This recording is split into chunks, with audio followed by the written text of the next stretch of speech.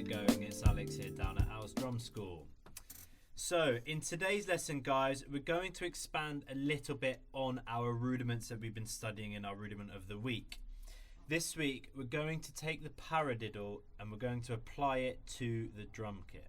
Now when I say apply it to the drum kit, what do I mean by that? I mean we're going to take the rudiment from one surface, i.e. our snare drum or practice pad, and we're going to now lay it on some different sounds, try and create some different things with it around the drum kit. The first thing we're going to take a look at is making a groove with the paradiddle. So I'm going to give you some basic ideas and some foundation things to work from, but it's totally up to you how creative you want to get with it. So we take our paradiddle, right, left, right, right, left, right, left, left, and we're now going to place our right hand on the hi-hat and our left hand on the snare drum. And that sounds like this.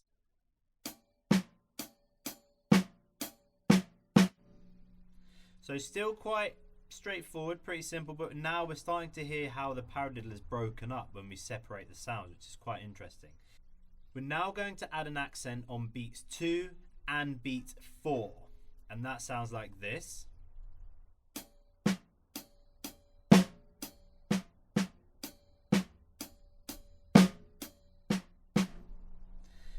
So that's adding in what we call our backbeat.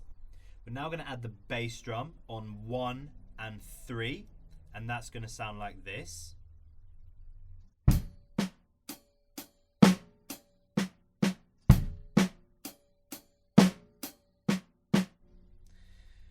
So now you can start to hear the groove happening a little bit. I'm going to play around with that, just that simple variation for now, and then we'll move into some more complex stuff.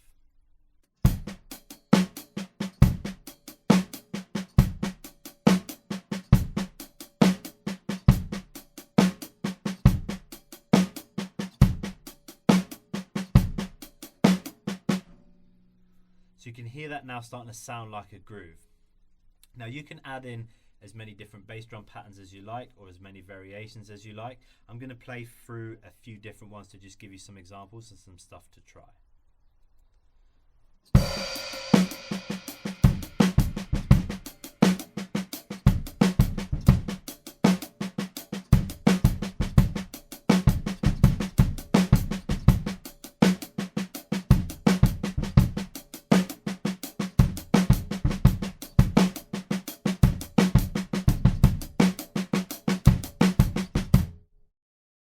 Grooves aren't the only thing we can apply the paradiddle to. We can also apply it to our fills and move it around the drum kit onto the toms, onto the cymbals, onto as many different surfaces as you might have.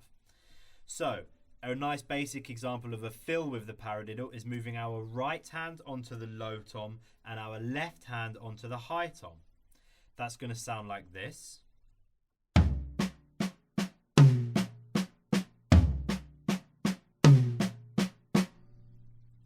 So you can hear that accent is naturally being uplifted by a different sound. Similar to when we were doing the pattern between the hi-hat and snare drum, you can start to hear the difference between each part of the rudiment. We can also add the accent onto our cymbals. Now, we don't always have to play a bass drum with the cymbal, but it generally gives it that kind of like beefier sound underneath. It bulks it out a little bit. So my advice for this exercise is to play our bass drum with our cymbal as well. That's going to sound like this.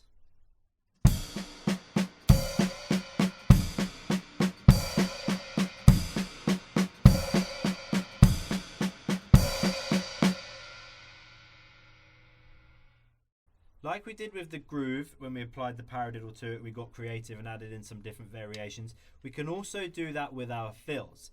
We don't just have to put the single stroke onto the toms, we could put the double stroke on the toms. And we don't just have to put the single stroke on the cymbals, we could put the double stroke on the cymbals. We can also start adding in our hi-hat into the fills as well. Whatever you feel, guys, it's totally up to you. This is about being creative and whatever comes out in your own expression. I'm going to run around the drum kit a little bit now, basing everything on a paradiddle. The fills would be a paradiddle, the groove's going to be based around a paradiddle, and this hopefully will give you some inspiration and some ideas to come up with your own creative fills and grooves using the paradiddle.